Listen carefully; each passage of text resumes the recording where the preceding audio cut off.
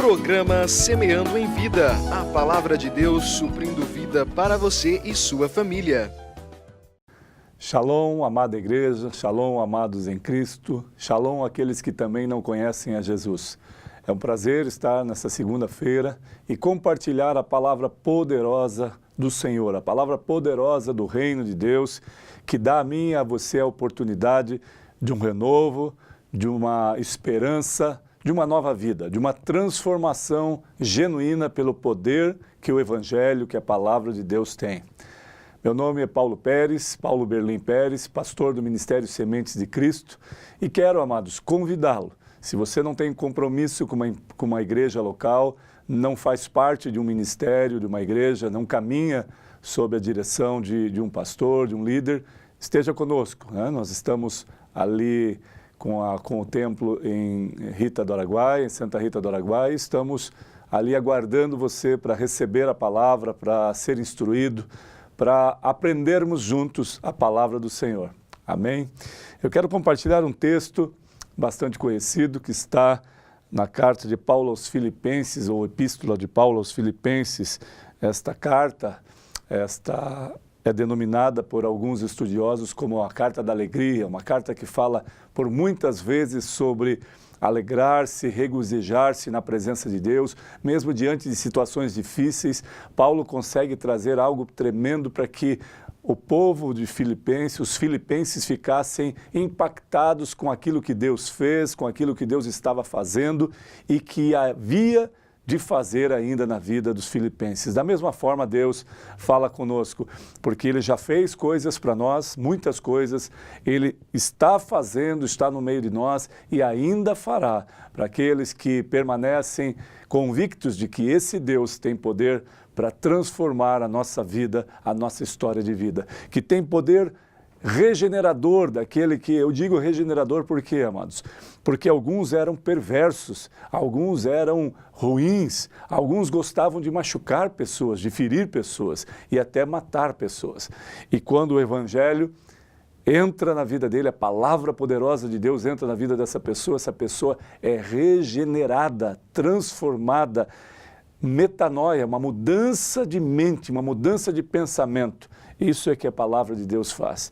Eu quero compartilhar, está no capítulo 3 de Filipenses, o versículo 13 e 14, nós vamos ler. Diz assim a palavra do Senhor: Irmãos, quanto a mim, não julgo havê-lo alcançado, mas uma coisa faço, esquecendo-me das coisas que para trás ficam e avançando para as que diante de mim estão, prossigo para o alvo, para o prêmio da soberana vocação de Deus em Cristo Jesus.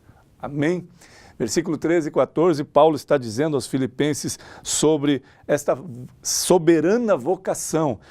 E ele está deixando claro, não que eu tenha já recebido ou tenha já obtido a perfeita posição, ou o perfeito entendimento, o perfeito discernimento. Paulo, esclarecido da lei, esclarecido do contexto do que a palavra de Deus vem e nos impacta, nos transforma, do texto e do contexto, aquilo que recebeu de Jesus. Paulo, nas suas cartas ou no andamento da sua peregrinação, ele diz claramente: eu não recebi de homens, o que recebi foi do próprio Senhor, porque aquilo que eu recebi não é naturalmente, não é natural, não é terreno, é algo sobrenatural, porque me regenerou, me transformou, me fez entender que aquilo tudo que eu perseguia, tudo aquilo que eu era contrário. Paulo está dizendo isso. Paulo era contra o Evangelho, contra Jesus, contra os discípulos de Jesus, contra os judeus, encarcerava, prendia, batia, procurava matá-los. Então Paulo é tocado pelo poder do Evangelho, é tocado pela palavra de Deus, é tocado pelas palavras de Jesus e é transformado. Mas ele tem a capacidade, a humildade de declarar: olha, amados filipenses, não que eu tenha alcançado ou já recebido e obtido a perfeita vocação, mas prossigo para conquistar aquilo para que o que também foi conquistado por Cristo Jesus. O encontro de Jesus, o encontro fiel, esta conquista pelo amor de Jesus, este amor intenso que Jesus tem por nós e deu a Paulo a oportunidade, ele dá a mim e a você, amados. Paulo não é uma pessoa diferente de nós, os discípulos não foram pessoas diferentes de nós. Talvez você pense, mas esses homens aconteciam coisas, e quando Deus ou Jesus estabelecia coisas na trajetória deles, as pessoas ficavam impactadas e a seguiam. E quantos o rejeitaram vendo tudo aquilo? E quantos encarceraram eles? E quantos bateram neles, amados? Então nós precisamos entender que a mente humana é algo muito maior do que nós imaginamos, o pensamento, o raciocínio humano, a lógica humana. Então, homens que viam os milagres de Deus através da vida dos discípulos e através da vida de Paulo, um homem que implantava igrejas, um homem que passava determinado a falar deste amor, desta promessa soberana, essa soberana vocação daqueles que estão em Cristo Jesus, um homem fiel à palavra, convicto daquilo que ele vivia, daquilo que ele viu em Cristo, daquilo que ele foi tocado, foi transformado. Então essa convicção e então os prodígios e maravilhas do Senhor faziam parte da rotina de vida deles. E homens eram impactados, eram tocados e se rendiam ao Evangelho. Mas homens, amados, com uma mente terrena, carnal, perversa, acreditavam que aquilo eram de outros deuses ou enraigados por sua religiosidade, por aquilo que eles tinham recebido dos seus pais, recebido dos seus antepassados, não podia mudar, não era lícito mudar.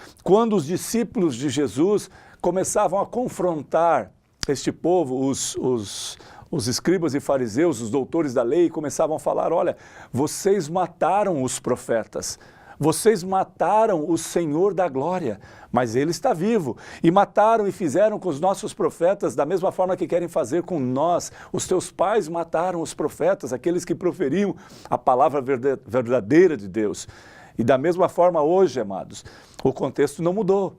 Porque da mesma forma que homens e mulheres trazem a pureza, a riqueza do Evangelho, a verdadeira palavra do Senhor, homens e mulheres olham furiosos para nós como se fôssemos pessoas que não deveriam estar falando, pessoas que não deveriam estar caminhando ou instruindo pessoas. Por quê? Porque isso causa uma revolta interior, porque esta pessoa não quer mudança, esta pessoa não quer ser nova criatura, mudar, abrir a sua mente e o seu coração para a palavra de Deus, para o Evangelho. Por isso, muitos que têm seu mestrado ou doutorado e que têm sua mente voltada somente à ciência, ela não consegue enxergar a dimensão da palavra de Deus, a profundidade da palavra de Deus, a soberania da palavra de Deus que dá a mim e a você a oportunidade de uma nova vida. E entendendo que ela é amor, que esta palavra é de fidelidade, de amor, ela faz com que eu e você tenhamos um novo pensamento, uma nova intenção de vida, porque aquilo que era passado não me pertence a mais, não faz parte mais da minha vida. Paulo descreve isso no versículo 13, irmãos, quanto a mim, não julgo havê-lo alcançado, mas uma coisa faço, esquecendo-me das coisas que para trás fico, avançando para as que diante de mim estão. Glória a Deus, ele está dizendo, olha, tem muitas coisas que eu fiz de errado, tem muitas coisas que eu fiz talvez que estivesse certo, e as que estão erradas, amados, não que você precise apagar, não que apague, mas você não pode caminhar sobre coisas que você fez no passado, sobre o jugo pesado, sobre o pecado. Talvez ainda haverá consequências daquilo que foi feito lá atrás, mas a soberana vocação, Paulo diz aos Filipenses e declara na vida dele o que ele estava vivendo. Das coisas que para trás fico avançando para as que diante de mim estão. Aleluia. E ele diz no versículo 14, prossigo para o alvo, para o prêmio da soberana vocação de Deus em Cristo Jesus. Ele está falando, olha, independentemente do que nós passemos, independentemente do que vocês passem, do que eu e você passemos, amados, nós precisamos ter convicção da soberana vocação e caminhar em direção ao alvo, o precioso alvo, Jesus Cristo, o autor e consumador da nossa fé, aquele que nos dá a esperança não só da regeneração e da transformação, mas de uma vida eterna. E por isso eu prossigo para o alvo. Quem é o alvo? Jesus Cristo, o autor da fé, o autor e consumador da nossa fé, o alfa e o ômega, o início e fim, Emanuel, Deus conosco, aquele que nos dá vida, que nos dá paz, que nos dá esperança. E talvez você fale, amado, você aí que não conhece a Jesus, ou que só ouviu falar, ou que renega Jesus. Talvez você se intitule ateu, e de repente você está falando, esse pastor aí fala bobagem, está falando nada com nada, que Jesus, eu tenho a minha própria ideologia, eu tenho o meu próprio pensamento, e eu tenho os meus imóveis, os meus empreendimentos, eu não preciso de Jesus e desse Deus para nada, e principalmente desse livro arcaico, desse livro que não vai me ajudar em nada. Amados, talvez você pense isso, mas no momento da tua aflição, quem é o teu socorro? É o médico? De repente o médico te dá um diagnóstico que ele pode falar assim, olha, não tem mais esperança. Você tem poucos dias de vida e de repente ele fala, a única esperança, se você tem fé, se você acredita, ore a Deus. O médico, eu vi muitos médicos falar isso, né? Que não havia mais esperança, que não havia mais pela medicina o que fazer. E de repente você possa pensar, mas até o médico falando isso, será que eu vou me render a isso? Será que eu vou acreditar realmente nisso?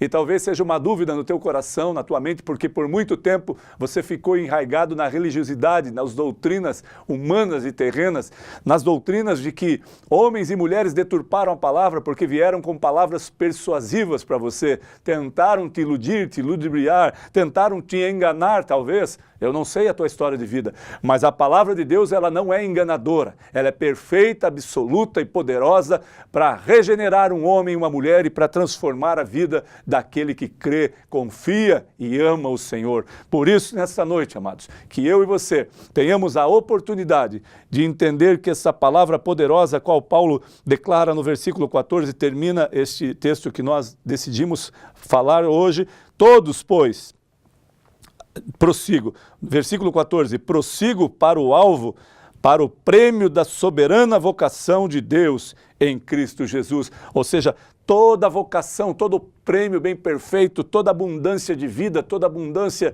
de alegria está em Jesus Cristo, porque Ele é a nossa alegria. Porque alguns são infiéis, são cheios de coisas ruins, ou que querem fazer coisas ruins, amados, porque não conhecem o Senhor da justiça, o Senhor que dá alegria, o Senhor que dá paz. A vida sem paz é uma extrema discórdia, tudo não dá certo, tudo é ruim, porque nós não conhecemos a paz que excede todo entendimento, que só vem de Jesus Cristo. Ele é o autor e consumador da nossa fé. Ele é a esperança de um tempo novo. Ele é a esperança de uma vida nova. Ele é a esperança da cura, porque nele há cura, há salvação, somente nele. Não há em nenhum outro a oportunidade da salvação a não ser em Jesus Cristo, o nosso Senhor e Salvador. E se Ele é o Senhor e Salvador da tua vida, certamente você prossegue para o alvo perfeito da soberana vocação que está em Cristo Jesus. Que você receba esta palavra, amado. Se disponha a buscar mais de Deus, caminhar para o alvo, esqueça das coisas que ficaram para trás, olhe para o alvo, vai adiante, em frente. Não olhe para a esquerda e para a direita daquilo que parece ser agradável aos seus olhos. E eu não estou falando para que você ande como um cavalo que tem sua proteção lateral para que não desvie o seu olhar e caminhe só em linha reta. Não é isso que eu estou dizendo. Eu estou dizendo que algumas coisas que vão aparecer ao seu lado direito, ao seu esquerdo, à sua retaguarda, podem ser subterfúgios, podem ser enganação, engodo de Satanás para te levar para a perdição. Mas ande diante da soberana vocação em Cristo Jesus, reto, inabalável, buscando a perfeição em Cristo. E você verá a glória do nosso Senhor e Salvador. Essa palavra que seja rema na tua vida, que te fortaleça nesta noite. E se você tinha parado com a esperança ou abandonou, a Jesus Cristo, porque nós não abandonamos a igreja quando nós falamos que saímos, nós abandonamos a Jesus. Então que você tenha uma nova esperança em Cristo Jesus, que pode transformar a tua vida, a tua história de vida. Que a paz do Senhor, a graça e a misericórdia que já te alcançou, esteja permanente em ti e na tua casa. Em nome de Jesus. Amém.